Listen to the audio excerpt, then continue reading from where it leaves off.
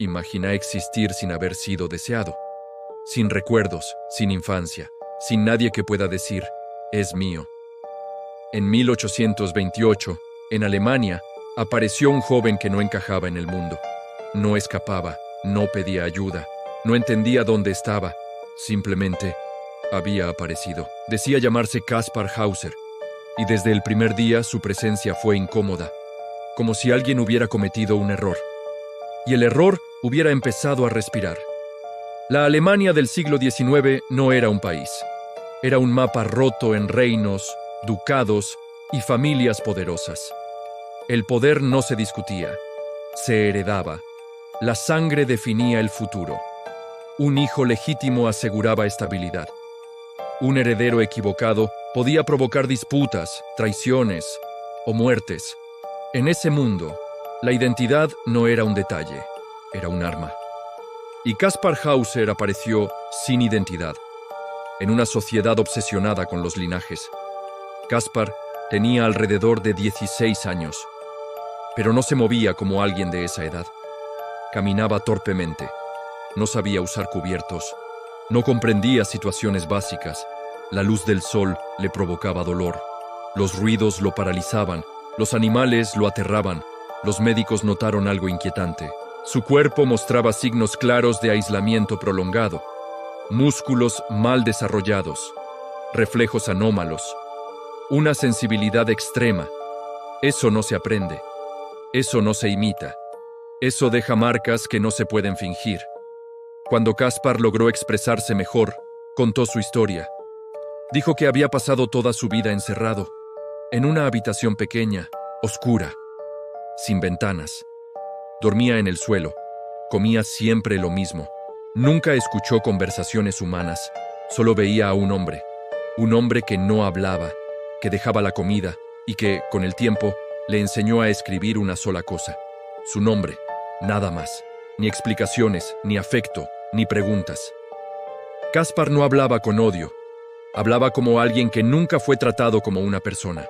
Y eso hizo pensar a muchos que no lo habían criado, lo habían conservado. Junto a Kaspar aparecieron cartas que intentaban explicar su origen y su abandono.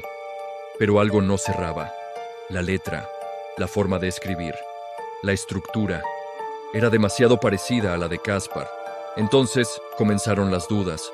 Algunos dijeron que todo era una mentira, que Kaspar era un impostor, un actor buscando atención. Pero esa teoría tenía un problema grave. Si Kaspar mentía, ¿por qué alguien empezó a vigilarlo? ¿Por qué comenzaron los ataques? Un mentiroso no necesita ser silenciado. Un error, sí. Kaspar fue atacado más de una vez. Golpes, heridas, intentos de asesinato. Siempre ocurrían cuando alguien mostraba demasiado interés en su pasado. Cuando se hablaba de investigaciones. Cuando se acercaba a una posible verdad. Nunca hubo culpables. Nunca hubo juicios. Kaspar empezó a vivir con miedo, no porque supiera quién era, sino porque otros parecían saberlo y no les gustaba. Hasta ese momento, Kaspar era un misterio, pero con las preguntas, se convirtió en una amenaza. Con el tiempo, una teoría comenzó a circular en voz baja. El Gran Ducado de Baden, una familia noble, un heredero nacido y declarado muerto en circunstancias dudosas. ¿Y si no había muerto? ¿Y si había sido reemplazado? ¿Y si Kaspar Hauser era ese niño? La edad coincidía, la edad, algunos rasgos físicos también. Y su historia explicaba perfectamente por qué alguien querría ocultarlo desde el nacimiento. Kaspar no necesitaba demostrar nada. Su sola existencia ponía en duda una línea de poder. Y eso, en ese mundo, no se perdonaba. En 1833, Kaspar Hauser fue encontrado gravemente herido en un parque. Dijo que un desconocido le prometió contarle la verdad sobre su pasado, y luego lo apuñaló. Murió pocos días después. El asesino nunca fue encontrado. El caso se cerró rápido, demasiado rápido. Kaspar murió sin saber quién era, pero alguien murió tranquilo, sabiendo que nunca lo sabría.